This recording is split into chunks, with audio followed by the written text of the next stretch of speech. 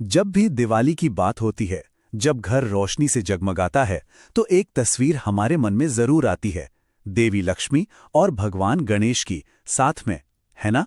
पर कभी सोचा है कि इन दो दिव्य शक्तियों की पूजा हमेशा एक साथ ही क्यों होती है? आज इसी कहानी में उतरते हैं।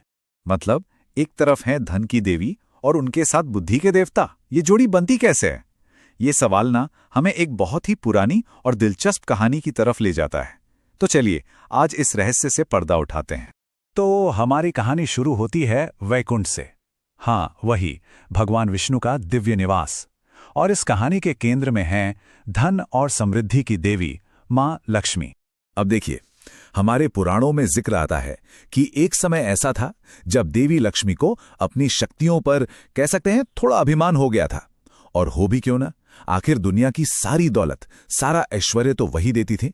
हर कोई उन्हीं का आशीर्वाद चाहता था। तो उन्हें लगा कि भाई सबसे योग्य तो वही है। लेकिन कहानी में एक मोड़ आता है, और ये मोड़ लाते हैं भगवान विष्णु। उन्होंने लक्ष्मी जी के अभिमान को कम करने के लिए बस एक बात कही, एक ऐसी कमी की ओर इशारा किया जिसके बारे में लक्ष्मी जी ने कभी सोचा ही नहीं था। और विष्णु जी के बस इन्हीं शब्दों ने सब कुछ बदल दिया। विष्णु जी के शब्द तीर की तरह लगे। उनका सारा अभिमान, वो सारा गर्व पल भर में जैसे हवा हो गया, और उसकी जगह ले ली एक गहरे दर्द ने, अधूरे मातृत्व के दर्द ने।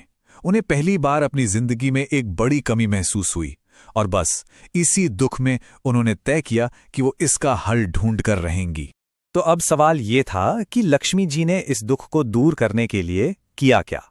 वो गईं अपनी सखी देवी पार्वती के पास मदद मांगने। और यहां जो बातचीत हुई वो बहुत ही इमोशनल थी। लक्ष्मी जी ने अपना सारा दुख पार्वती जी को बताया और उनसे उनके 2 बेटों में से एक को गोद लेने की विनती की। अब देखिए, पार्वती जी एक माँ थीं, वो थोड़ा हिचकिचाईं। उन्होंने कहा कि भाई गणेश तो बड़े नटखट हैं और तुम तो एक जगह ज्यादा देर टिकती भी नहीं। लेकिन तब लक्ष्मी जी ने एक वचन दिया, एक पक्का वादा किया कि वो गणेश को हमेशा अपने दिल में रखेंगी और उन पर अपना सारा प्यार लुटाएंगी। बस लक्ष्मी जी की ये बात सुनकर पार्वती जी का दिल पिघल गया और उन्होंने अपने प्रिय पुत्र गणेश को लक्ष्मी जी को सौंप दिया। सोचिए जरा, मातृत्व का सुख पाकर लक्ष्मी जी को कितनी खुशी हुई होगी। उनकी खुशी का कोई ठिकाना नहीं था, और इसी अपार खुशी में उन्होंने एक ऐसी घोषणा की, एक ऐसा वरदान दिया जिसने पूजा की पूरी परंपरा को हमेशा हमेशा के लिए बदल दिया। और यही वो पल था जिसने उस परंपरा को जन्म दिया जिसे हम आज भी निभाते हैं।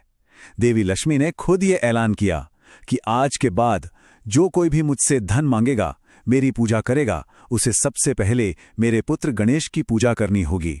उनके बिना मेरा आशीर्वाद किसी को नहीं मिलेगा। और बस यही वजह है कि दिवाली पर लक्ष्मी पूजन से पहले गणेश जी की पूजा होती है। तो ये तो थी कहानी, बहुत खूबसूरत है ना? लेकिन इस कहानी के पीछे एक बहुत गहरा, एक फिलोसॉफिकल मतलब भी छिपा है। एक ऐसा सबक जो हमारी जिंदगी के लिए बहुत बहुत जरूरी है। एक तरफ है देवी लक्ष्मी, हम सब जानते हैं वो धन, समृद्धि, भाग्य यानी हर तरह की मटीरियल वेल्थ की प्रतीक है। वो समृद्धि जिसे हम सब अपनी जिंदगी में पाना चाहते हैं। और दूसरी तरफ हैं भगवान गणेश। वो प्रतीक हैं बुद्धि के, विवेक के, यानी सही और गलत की समझ के। वो विघ्नहर्ता हैं जो हमें किसी भी मुश्किल से निकलने का रास्ता दिखाते हैं। तो अब इन दोनों को साथ में रखकर देखिए, अगर सिर्फ धन हो, लक्ष्मी का आशीर्वाद हो, लेकिन उसे संभालने की बुद्धि ना हो, यानी गणेश का साथ ना हो, तो क्या होगा? अहंकार आएगा, गलत फैसले होंगे, और वो धन टिकेगा नहीं, बर्बाद हो जाएगा। लेकिन जब धन के साथ बुद्धि जुड़ जाती है, मतलब लक्ष्मी के साथ गणेश आ जाते हैं, तब मिलती है असली सफलता, असली सुख शांति। और बात सिर्फ इतनी ही नहीं है। गणेश जी को देखिए, वो सिर्फ बुद्धि नहीं देते, वो शुभ के भी स्वामी हैं।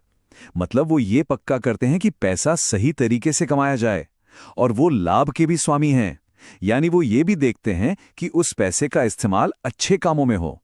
तो असल में वो हमारी समृद्धि के गार्जियन हैं एक तरह से।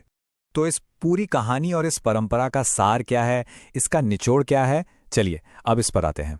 लक्ष्मी और गणेश की पूजा असल में सिर्फ पैसा मांगने की पूजा नहीं है। नहीं, ये एक प्रार्थना है, एक पूरी और संतुलित जिंदगी के लिए, एक ऐसी जिंदगी जहां हमारे पास धन तो हो, लेकिन उसे सही तरह से इस्तेमाल करने का विवेक भी हो, जहां दौलत के साथ साथ मन की शांति भी हो।